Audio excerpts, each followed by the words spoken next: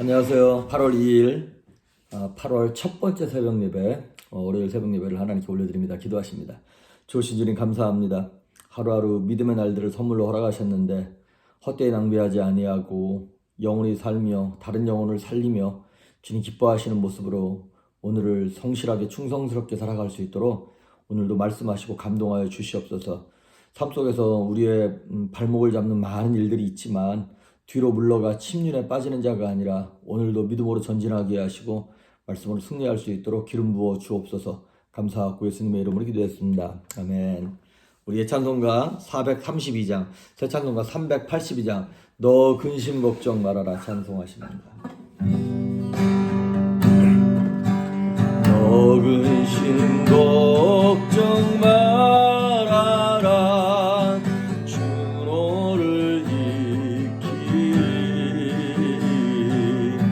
주 날개 밑에 고아라 주 너를 지키리 주 너를 지키리 아무 때나 어디서나 주 너를 지키리 늘 지켜주시리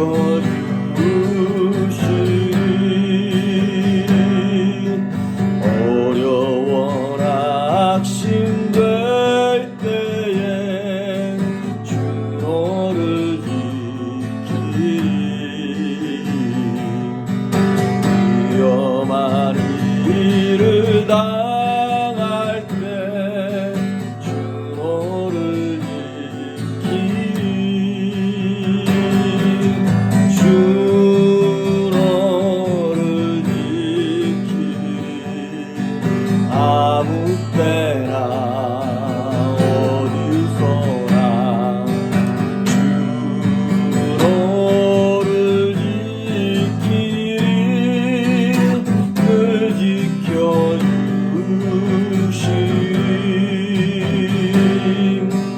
없을 건 미리 아시고 주 너를 지키리 구하는 것을 주시며 주 너를 지키리 주 너를 지키리 아무 때나 어디서나 주 너를 지키리 늘 지켜주시리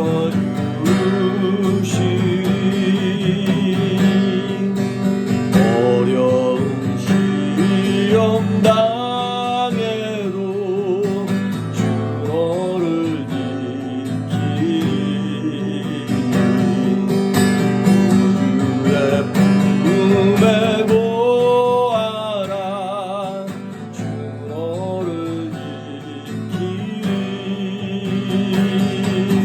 주 너를 지키리 아무 때나 어디서나 주 너를 지키리 늘 지켜주시리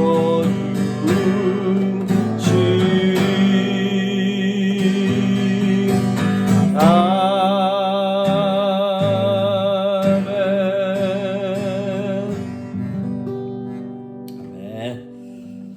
오늘 우리에게 주시는 말씀은 사도행전 24장입니다. 24장 1절에서 9절에 있는 말씀까지, 사도행전 24장 1절에서 9절 말씀까지. 이제 주일날 광고 말씀을 드리긴 했습니다만은 이제 주일 대면 예배도 아마 8월 마지막 주나 9월 첫째 주는 늦어도 9월 첫째 주쯤에는 시작할 수 있을 거라고 생각합니다. 거의 스쿨 디스트릭트과 얘기를 해서 지금 얘기 중에 있습니다. 그래서 긍정적인 답변을 받았고 그걸 준비하고 있고, 새벽 예배는 8월 셋째 주까지만 이 새벽 예배를 해서 사도행전을 마무리 짓겠습니다. 100번째까지 하고 난 다음에 8월 셋째 주까지 새벽 예배를 하고 넷째 주에 한 주 쉬고 9월 첫째 주 화요일, 그러니까 그게 8월 31일입니다. 8월 31일 화수목금 이렇게 대면으로 새벽 예배를 돌리도록 하겠습니다. 이제 남은 3주 동안 저와 함께 사도행전을 잘 마무리하셨으면 좋겠습니다. 자, 우리 24장 1절에도 9절 말씀까지 봉독해 올립니다. 닷새 후에 대제사장 아나니아가 어떤 장로들과 한 변호사 더들로와 함께 내려와서 총독 앞에서 바울을 고발하니라. 바울을 부르매 더들로가 고발하여 이르되 벨릭스 각하여, 우리가 당신을 힘입어 태평을 누리고 또 이 민족이 당신의 선견으로 말미암아 여러 가지로 개선된 것을 우리가 어느 모양으로나 어느 곳에서나 크게 감사하나이다. 당신을 더 괴롭게 아니하려 하여 우리가 대강 여짜옵나니 관행하여 들으시기를 원하나이다. 우리가 보니 이 사람은 전염병 같은 자라. 천하에 흩어진 유대인을 다 소요하게 하는 자요 나사렛 이단의 우두머리라. 그가 또 성전을 더럽게 하려 함으로 우리가 잡았사오니 당신이 친히 그를 신문하시면 우리가 고발하는 이 모든 일을 아실 수 있나이다 하니 유대인들도 이에 참가하여 이 말이 옳다 주장하니라. 아멘. 지금 사도 바울은 여러 가지 소요와 폭동으로 인해서 어려움을 겪다가 천부장의 도움을 받아가지고 이제 잠깐 이렇게 보호받고 있다가 이제 그 천부장이 총독 벨릭스에게 이제 이 바울을 보내서 벨릭스의 감시하에 헤롯 궁에 있는 감옥에 지금 바울이 갇혀 있는 것입니다. 근데 그때 당시에 대제사장이었던 아나니아라고 하는 제사장이 이제 더둘로라고 하는 변호사 한 사람을 데리고 와서 총독 앞에서 바울을 이제 고소하는 거예요. 수한 거예요. 그러면서 이제 3절과 4절에 이제 더둘로가 이제 고발하면서 약간 그 벨릭스 총독에게 아부합니다. 당신으로 말미암아 이 민족이 뭐 평안하고 뭐 이딴 식으로 아부를 하죠. 그리고 그 당시에 전형적인 재판장에서 일어나는 그런 관습을 따라 재판을 진행합니다. 그런데 이 더둘로가 고소를 할 때 3가지 고소 내용이 있었어요. 그게 5절에 보시면 우리가 보니 이 사람은 전염병 같은 자라. 천하에 흩어진 유대인을 다 소요하게 하는 자요. 자, 이 바울을 전염병 같다 그랬어요. 그래서 전염병처럼 다른 사람을 막 유혹하고 미혹해가지고 유대인들로 하여금 폭동이 일어나고 소요가 일어나고 뭐 데모가 일어나게 했다라는 첫 번째 죄목입니다. 그런데 전염병 같다는 말을 쓰고 있어요. 우리가 요즘 코로나 바이러스 이게 전염력이 전파력이 다른 어떤 그 바이러스보다 강하고 특히 델타 변이 같은 경우에는 더 쉽게 이게 전염된다 그러지 않습니까? 그런 것처럼 이 전염병의 특징이 뭡니까? 내가 소리 소문이 없는 거예요. 내가 이 사람에게서 저 사람으로 옮길 때 나 옮겨간다 뭐 이런 말이 뭐 들리는 것도 아니고 바로 그 자리에서 표시가 나는 것도 아니에요. 잠복기가 거의 2주나 될 정도로 이것이 조용하게 소리 소문 없이 이렇게 진행된다는 것이죠. 그렇습니다. 잠복기가 그러니까 이 코로나 같은 경우에는 2주지만 예수 믿는 사람들의 이 복음을 들은 잠복기는 때로는 20년, 30년 가는 것도 아시죠, 여러분? 어렸을 때 뭐 친구 따라서, 엄마 따라서 여름 성교학교 아니면 주일학교 한두 번 갔던 사람이 평생을 예수님과 상관없이 지 맘대로 살다가 나이 40, 50 되고 난 다음에 고난과 어려움을 겪다가 어느 날 갑자기 어머니가 불렀던 나의 갈 길 다가도록 예수 인도하시니 이런 찬양이 갑자기 생각나는 경우가 진짜 많아요. 어렸을 때 예수 사랑하심은 날 사랑하심 이 찬양 가사가 문득 생각이 나는 거예요. 그래서 40년, 50년 만에 그 잠복돼 있던 복음이라고 하는 이 바이러스 같은 좋은 바이러스가 그 사람의 인생을 확 뒤집어 엎는. 그러니까 이게 세상에 안 믿는 사람이 죄송합니다. 안 믿는 사람이 이런 표현을 쓴 거잖아요. 전염병 같다고. 그렇습니다. 예수님을 전하고 예수 믿는 사람의 삶은 전염병과 같습니다. 소리 소문 없이 가야 돼요. 우린 요즘에 너무나 시끄러워요.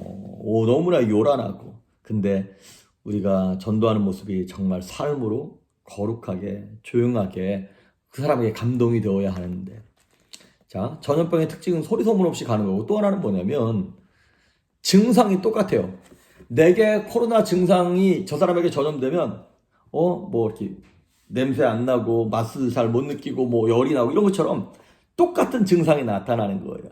내가 예수 믿을 때 회개하고 눈물 콧물 나고 하나님 감사하다 그러고 막 삶이 달라 보이고 이랬던 나의 모습이 오늘 예수 믿는 저 사람에게도 똑같이 나타나는 거예요. 그러니까 어떻게 안 믿는 사람들이 예수 믿는 사람들에 대한 묘사를 이렇게 정확하게 했을까? 영혼을 전도할 때 복음 전파가 될 때 나타나는 특징과 전염병의 특징이 너무나 똑같은 거예요. 그러면서 이들이 이 전염병 같은 사도 바울이 유대인들을 다 소동하게 만들고 소요하게 한다는 거예요. 그런데 여러분, 실상은 그 소요가 일어나고 폭동이 일어나는 것은 사도 바울 때문에 그런 것이 아니라 유대인들 때문에 그런 겁니다. 그러면서 자신들의 잘못을 사도 바울에서 전가하는 첫 번째 제목을 씌웠어요. 전염병 같다, 소요한다. 두 번째 제목은 뭐냐면 5절에 나타나는 것처럼 나사렛 이단의 우두머리라. 자, 나사렛 이단. 그러니까 유대인들이 이 크리스찬들, 기독교인들을 볼 때는 유대교에서 갈라져 나온 한 다른 분파처럼 보이는 거예요. 이단처럼 보이는 거예요. 그런데 완전히 다른 거거든요, 여러분. 마치 유대교가 카쿤 뭡니까? 죄송합니다. 어쨌든 실 뽑아내는 벌레 그거 껍데기 이거 말이 생각이 안 나죠. 영어도 못해, 한국말도 못해, 반병신이 다 됐어요. 어쨌든 유대교가 이 껍질 역할을 하고요. 그 껍질 안에서 하나님께서 새 생명을 탄생하게 한 것이 기독교인 거거든요. 자, 그래서 나사렛 이단이 누구예요? 예수님이거든요. 그 나사렛 이단, 그 예수교, 이 유대교가 볼 때 예수교를 전파하는 우두머리라는 거예요. 사도 바울을 보니까 저게 이단의 우두머리구나라고 이렇게 얘기하는 것이죠. 자, 바울이 얼마나 철저하게 예수 그리스도 중심으로 살았는지를 오히려 보여주는 반증이죠. 그 세상 사람들이 볼 때도 바울은 정말 기독교에 미쳤고 그쪽에 아주 우두머리 같은 사람이야 이렇게 보는 거예요. 여러분, 우리도 세상에서 안 믿는 사람들한테 이런 소리 들어야 합니다. 그 사람들이 볼 때 우리가 믿는 것이 옳은지 그른지는 모르겠죠. 하지만 그 사람들이 볼 때 너는 예수를 믿어도 교회를 다녀도 대충 다니는 애는 아니구나 이런 소식을 들어야 되는데 네가 예수를 믿는다고? 네가 교회를 다닌다고? 이렇게 얘기를 들으면 안 되는 거잖아요. 그러니까 적어도 바울은 오직 예수님만이 나의 주 나의 하나님이다라고 하는 것을 삶 속에서 드러내면서 살았다는 것이죠. 그것이 바울을 핍박하는 사람들의 눈에도 보였던 것이죠. 그리고 그것이 두 번째 제목이었고요. 세 번째 제목이 6절에 나오는 성전을 더럽게 했다라고 하는 성전 모독죄입니다. 이 사건은 사도행전 22장에 나오는 사도 바울이 에베소 사람 드로비모를 데리고 성전 근처에까지 갔는데 그걸 착각한 거예요. 이방인을 성전 안에 데리고 들어갔다라고 지들이 오해한 거예요. 그러니까 예수 믿으면 우리가 하지도 않은 일, 하지도 않은 말 때문에 오해받고 억울할 때가 많습니다. 여러분 주일날 어제도 말씀을 드렸습니다만 성경에서 제일 억울한 캐릭터가 이삭이라 그랬잖아요. 근데 이게 내가 죄를 범하거나 잘못해서 오해받는 거는 그거는 상이 없는데요. 내가 복음 때문에 예수님 때문에 하나님의 일을 하다가 오해받을 때는요. 입을 다물면 다물수록 하나님께서 복리로 우리에게 은혜를 주십니다. 그거 갑절이나 갚아주십니다. 예수님 때문에 오해받고 핍박받고 억울함을 당할 때는 가만히 입 다물고 있으십시오. 그러면 여러분 우리도 미니멈 웨이지 받잖아요. 시간당 15불이다, 20불이다. 그런데 오버타임 하면 몇십 프로가 더 받잖아요. 그런 것처럼 평상시 주의 일, 주의 사역 하는 것보다 주의 일 때문에 오해받을 때는 더 많은 엑스트라 복이 들어오는 거예요. 그래서 이삭이 그해 농사를 졌더니 100배나 얻었더라 이런 말이 나와요. 이삭도 그렇고 아버지 아브라함도 그렇고 메인 잡이 뭡니까? 목축업이에요. 근데 목축업 하는 사람이 농사를 졌는데 100배를 얻었다는 거예요. 이거 말이 안 되는 거잖아요. 왜? 이삭이 그 억울함을 견디고 그 분함을 참아냈으니까. 그리고 이삭이 가서 우물을 팔 때마다 우물이 터지는 거예요. 유전이 터지듯. 그렇듯 사도 바울이 뭐 성전 모독한 것도 없는데 성전 모독했다고 억울한 일을 당하는 거예요. 그럼서 8절과 9절을 보면 이제 이 고소했던 사람들이 막 벨릭스 총독에게 아첨하고 9절을 보니까 유대인들이 또 이 사람들의 대제사장이 말이 옳다면서 막 소리를 치고 막 압박을 하는 거죠. 총독을 압박하는 것이죠. 자, 그런데 우리가 이게 세 개의 고소 제목을 보면서 이 고소가 전부 다 왜곡되긴 했지만 또 한편으로 거꾸로 돌려서 보면 사도 바울의 사역이 얼마나 대단했는지를 보여주고 있습니다. 그 엄청난 유대 조직이 한 사람 바울을 죽이겠다고, 도대체 바울이 뭐가 무서웠길래, 기독교가 뭐가 무서웠길래 이렇게까지 핍박을 하는 것일까? 그런데 이 사람들이 세 가지나 죄목을 들어서 얘기했지만 사실 그들이 말한 죄목에 한 가지 특징이 있어요. 그거는 뭐냐면 이거예요. 다 이 얘기를 들어보면 사도 바울이 유대법을 어겼다는 거예요. 그러니까 그들이 말하는 종교법, 관습법. 그런데 사도 바울은 로마 시민권자입니다. 유대인이긴 하지만 로마 시민권자예요. 그러니까 로마 사람인 벨릭스 총독이 볼 때는 이건 죄가 안 되는 거예요. 그리고 사도 바울이 유대인의 법을 어긴 것도 없습니다. 없는 데다가 그러니까 결론적으로는 로마 시민권자인 사도 바울이 유대법을 지키지 않았다는 죄목으로 고소당한 거예요. 그러니까 고소가 성립될 수 없는 것입니다. 이것은 마치 뭐 같은 거냐면, 비유하자면 저와 여러분은 하늘 시민권을 갖고 있는 사람이죠. 이 땅에 속한 자들이 아니라 하늘에 속한 자입니다. 하늘 시민권자인 성도들이 이 시대의 문화, 흐름, 세상의 기조를 따르지 않았다고 손가락질 받고 욕먹는 거랑 똑같은 거예요. 우리 세 가지 고소처럼 복음 전파를 위해서 우리가 조용하지만 강력하게 하나님의 말씀에 순종하면서 이 일을 하고 있습니까? 그 두 번째, 오직 예수님만이 나사렛 이단의 괴수라 그랬으니까 우리는 정말 남들이 볼 때 예수 믿는데 정말 열과 성을 다하여 믿는 그런 사람처럼 보입니까? 그리고 세 번째, 억울한 오해도 감당할 정도로 그렇게 참고 인내하고 있습니까? 그거 죄목 다 오해고 가짜고 쓸데없는 것들이지만 그 죄의 몫을 통하여 저와 여러분의 믿음의 레벨과 컬러가 명확하게 드러나고 있습니다. 우리는 한 가지 기억해야 할 것이, 우리의 믿음은, 우리 성도님들의 믿음을 교회 안에서 목사 앞에서 증명하려고 하지 마십시오. 교회 밖에서 인정받아야 진짜 성도가 되는 것이죠. 세상 사람과 다른 행동, 다른 생각을 하고 계십니까? 아니면 저와 여러분이 무슨 일을 해도 세상 사람들이 아무 반응이 없고 우리랑 똑같네 이런 반응입니까? 그러면 우리가 신앙생활 어쩌면 헛하고 있는지도 모르겠습니다. 사도행전 11장 26절을 보면 그 수리아 안디옥에서 세상 사람들이 그 안디옥 교인들을 보니까 저 그리스도쟁이들, 예수쟁이들 이런 말을 했어요. 예수 닮았다는 거예요. 우리가 뒤에다 무슨 쟁이 뭐 이런 거 붙으면 안 좋은 의미였잖아요. 그 당시에 이방인들이, 세상 사람들이 볼 땐 예수 믿는 사람들이 예수쟁이였던 거예요. 예수에 미친 사람들.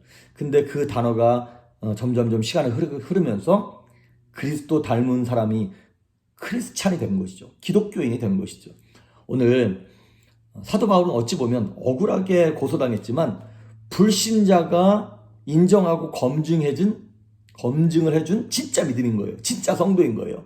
오늘 저와 여러분도 교회 안에서 믿음을 검증하려고 하지 말고 세상에서 안 믿는 사람들이 검증해 줄 수 있는 거룩한 믿음의 컬러를 가지고 오해받아도 입을 다물며 정말 주님이 해결해 주시길 바라는 마음과 믿음을 가지고 오늘도 담대하게 평안하게 승리할 수 있기를 주의 이름으로 축복합니다. 기도하십니다.